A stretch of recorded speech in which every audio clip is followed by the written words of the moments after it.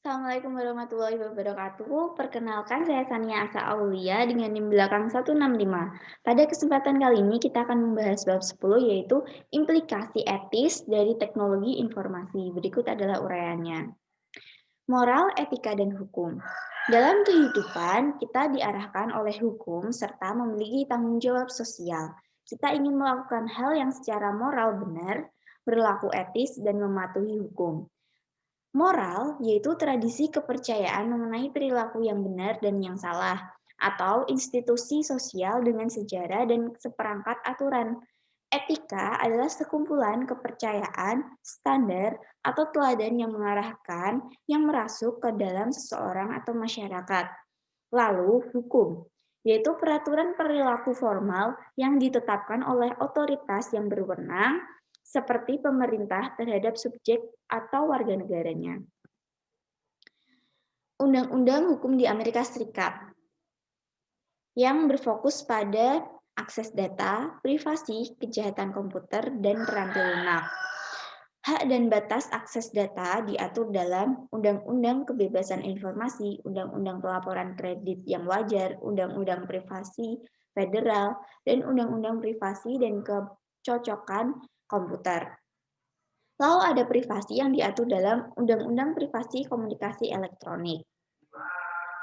Lalu ada kejahatan komputer, di mana Undang-Undang Keamanan Komputer Usaha Kecil dan Pendidikan, lalu ada Undang-Undang Akses Palsu dan Kejahatan serta Penipuan melalui komputer. Keempat ada paten peranti lunak, di mana pada bulan Juli 88 terdapat kasus yang dikenal dengan State Street Decision, di mana ada satu masalah yaitu untuk peranti lunak reksadana tidak dapat dipatenkan karena dua alasan. Yang pertama adalah algoritma matematika tidak dapat dipatenkan, kedua yaitu metode bisnis tidak dapat dipatenkan. Namun pada tahun 2001, Kongres Amerika Serikat memperkenalkan proposal hukum yang mewajibkan ditentukannya pentingnya paten dan apakah paten tersebut layak digunakan dengan teknologi komputer. Lalu ada Undang-Undang Paten Peranti Lunak di Uni Eropa. Pada tahun 2002, Parlemen Uni Eropa mengusulkan agar standar paten peranti lunak yang lebih ketat dibandingkan standar di Amerika Serikat. Namun proposal pencetusan berbagai diskusi dan ketidaksetujuan dan peraturan untuk patentabilitas penemuan dan diterapkan pada komputer akhirnya ditolak oleh Parlemen Uni Eropa pada bulan Juli 2005. Undang-Undang Privasi Pribadi dan Republik Rakyat Cina, di mana disadari bahwa perlunya untuk melindungi privasi pemerintah maupun warga negara dalam internet. Penempatan etika, hukum, dan juga moral itu diterapkan dalam kehidupan, di mana dari 3 poin itu hukum yang paling mudah untuk diterapkan karena sifatnya tertulis. Lalu ada kebutuhan akan budaya etika.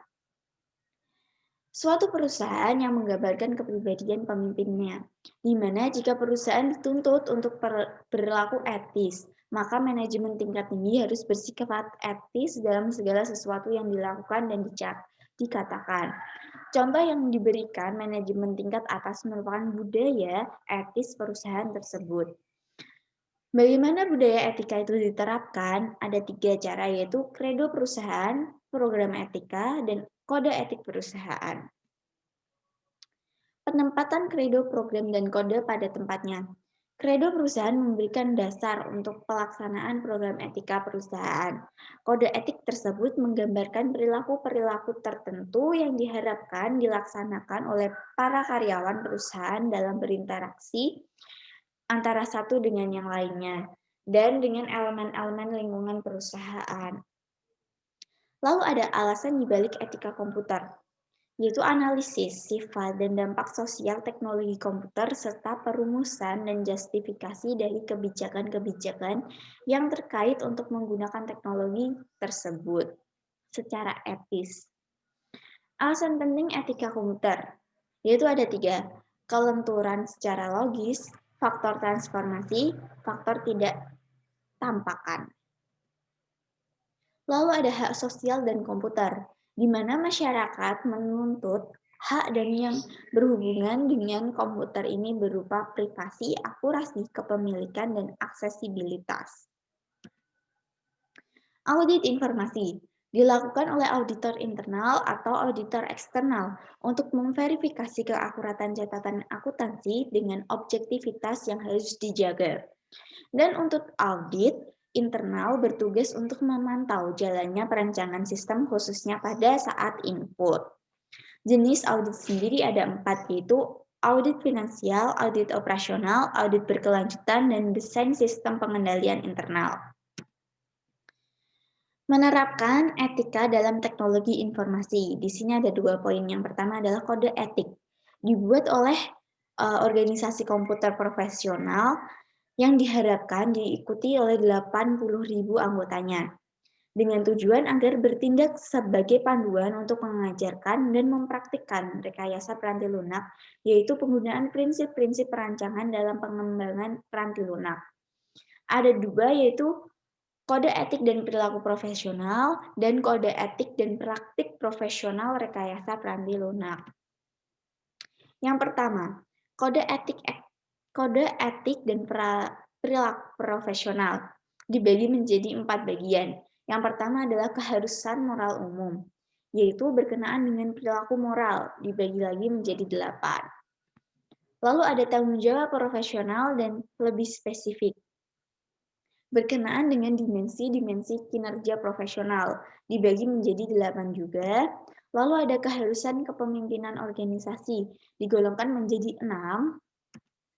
Dan terakhir yaitu kepatuhan terhadap kode etik, yaitu pembagian 3 poin di atas dengan 5 dimensi, yaitu perilaku moral, tanggung jawab hukum, kinerja profesional, tanggung jawab sosial, dan dukungan internal. Di sini ada 2 poin, yaitu menjaga dan mendukung prinsip-prinsip kode ini. Yang kedua yaitu menganggap pelanggaran kode ini sebagai inkonsistensi atas keanggotaan ACM. Kedua yaitu Software Engineering Code of Ethnic and Professional Practice atau Kode Etik dan Praktik Profesional Rekayasa Peranti Lunak.